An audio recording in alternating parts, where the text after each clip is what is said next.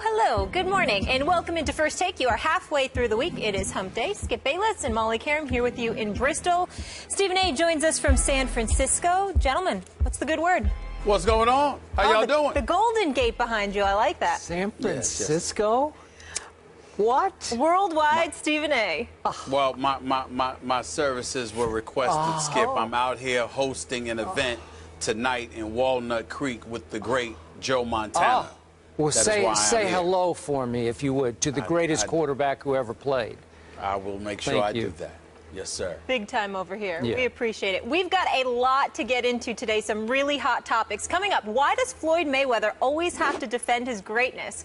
We'll share his latest comments and if they're necessary. Plus, by now, most of you have seen the high school football players who targeted a ref. But now we have new information, and there's a whole other angle of this. We want to get you guys up to speed and to react. But first, we kick things off with Brandon Marshall, who on Showtime's Inside the NFL last night, and the topic of conversation was Deflategate in the battle between Tom Brady and the NFL.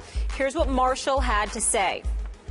I think that there's three different types of players' view in this thing. Number one is the fighter. I think there's guys that's in the fight with Tom. The second is cowards. I call them cowards. That's the guys that are afraid to face Tom Brady.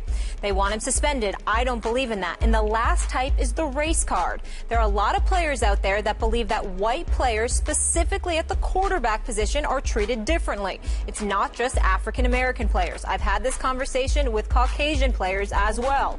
The most important part of this whole discussion is for the process for the players. They just want the process to be fair and right. They just want to get it right. Marshall never holds back, Stephen A. What's your reaction to those comments?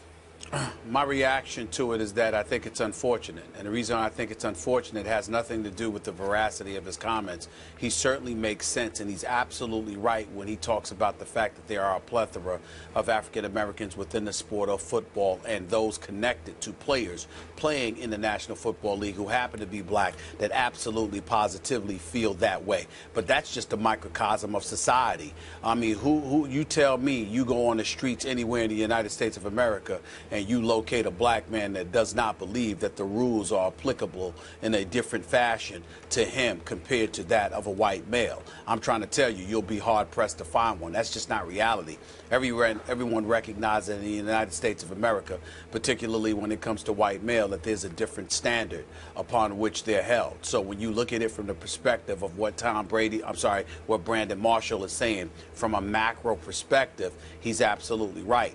But Skip Bayless, the reason why I would label it unfortunate is because at the end of the day, if you're working there for Showtime, if you are a football player within the National Football League and you happen to be black and you use the Tom Brady analogy to bring up racial disparity, it simply doesn't hold water. And these are the kind of things that hurt us in terms of addressing the issue of inequitable treatment because it simply makes no sense and it doesn't hold water. When you look at Tom Brady, you're talking about an individual that is being pursued by Roger Goodell in terms of a suspension because of deflated footballs. Well, guess what? When you think about the black males that have gotten in trouble with Roger Goodell, domestic violence, domestic, assault, weed all the time, smoking weed, getting suspended for those transgressions, what have you. Deflated footballs are simply not comparable to that. Now, I do understand that Brandon Marshall didn't mean to bring attention to Deflategate and compare it to what he was alluding to in terms of bringing those comparisons into the equation. But the fact of the matter is, if you're somebody not just outside of the black community, but inside the black community, when you hear his statements, ultimately you're going to compare Tom Brady and the issue of deflated footballs to some of the transgressions some of these black players have found themselves in. And there is simply no comparison. Deflated footballs or not, Tom Brady has been a model citizen. He has been an ambassador for the National Football League.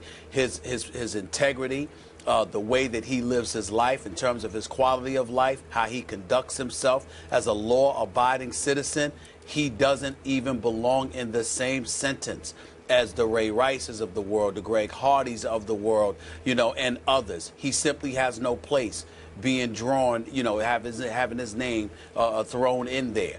and by Brandon Marshall making the statement that he made.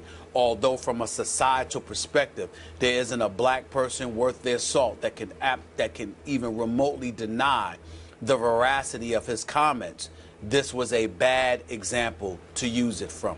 We're talking about Tom Brady here and the issue of deflated footballs. When you talk about the fact that, you know what, whether or not somebody black would have gotten away from this and all of that other stuff, it makes absolutely no sense in this argument whatsoever, because the black folks that have gotten in trouble in the National Football League, it hasn't been for deflated footballs. It's been for, some would say, violent crimes. That is the difference. And I think that his comparison was misguided in this particular situation. As you know, I always defer to you when it comes to this matter on this show. I had no idea which way you were going to go, so I tried to open my mind and listen to every word you just spoke. I hear where you're coming from. Now, again, I'm going to look at it a little differently here. And I'm with you on your societal perspective. I get that. Now, I'll speak as a white guy here. Obviously, in the biggest picture, are there racial undertones to lots of interactions that take place every day in this country between white people and white people and white people and black people? Yes, there are still racial undertones. We know that. Okay. I accept that. I try to fight that, but I accept it. Now, back to this. This was a strong statement that our guy Brandon Marshall made, and I'm a big fan of his personally. We've talked about him. I like him very much personally. I appreciate the struggle he's had and how far he's come within his own personal struggle. But this was a bombshell that he dropped. And when you drop that bombshell, you need to be able to back it up and defend it.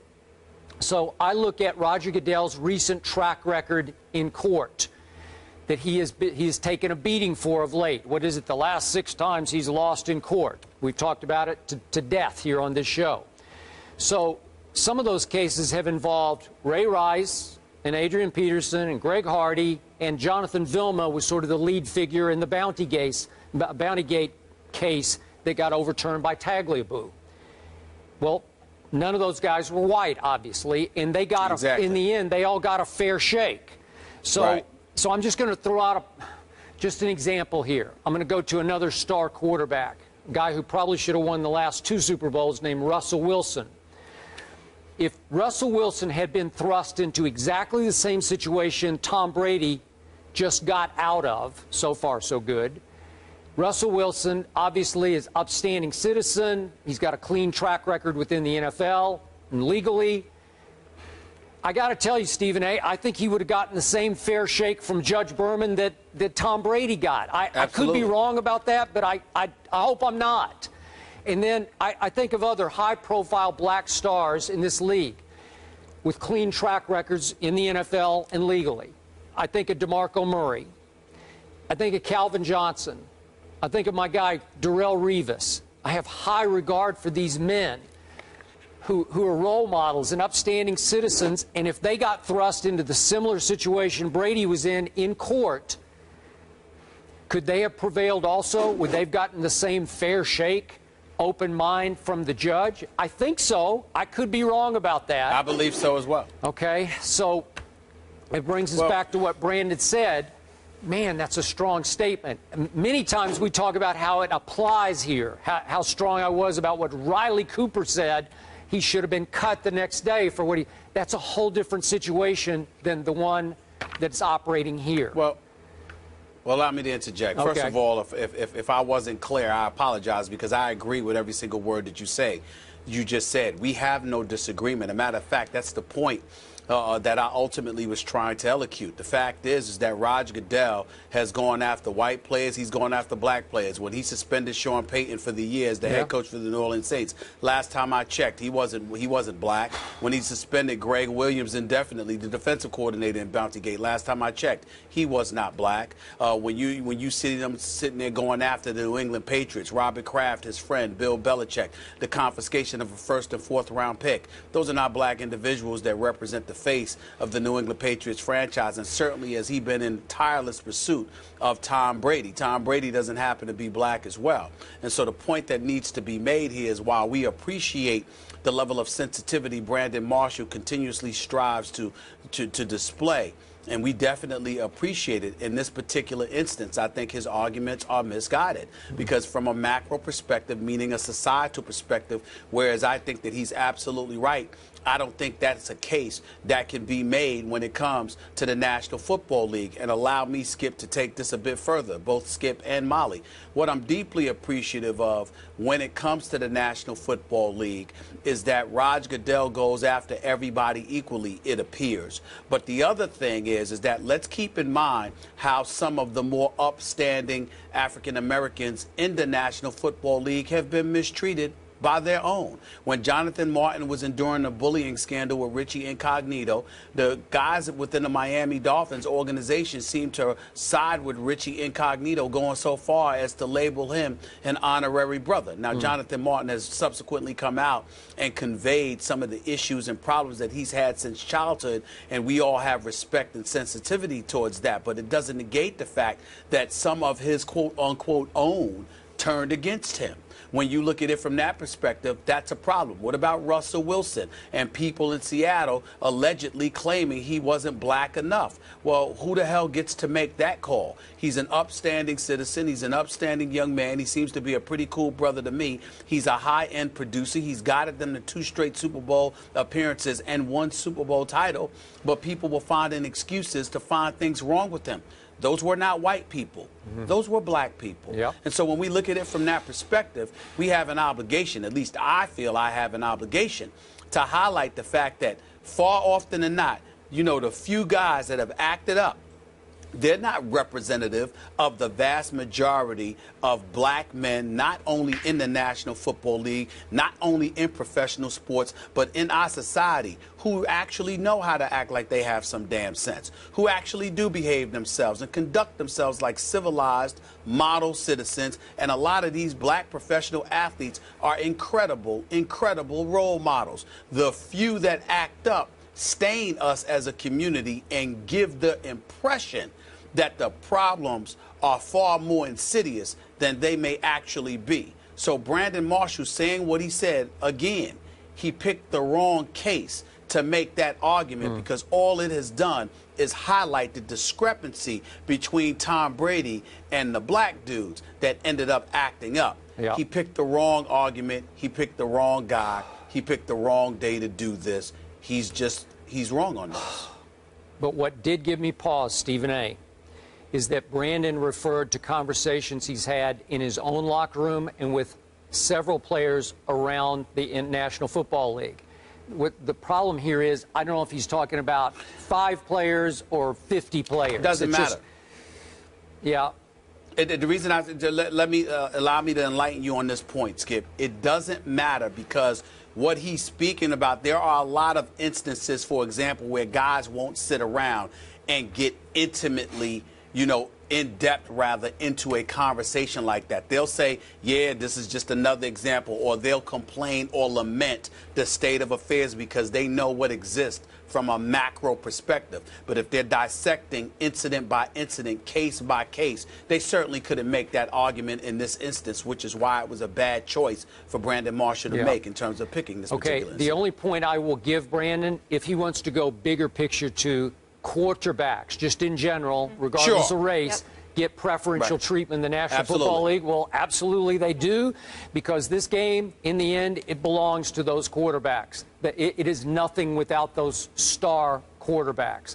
So if you want to go there, I'm fine to go there. Gotcha. Yeah, and I don't think that one's going to change. Yeah. So to surmise, we both here, both of you guys understand his comments, appreciate his comments, but not 100% on board with this particular argument. Not even close. Moving on. Floyd Mayweather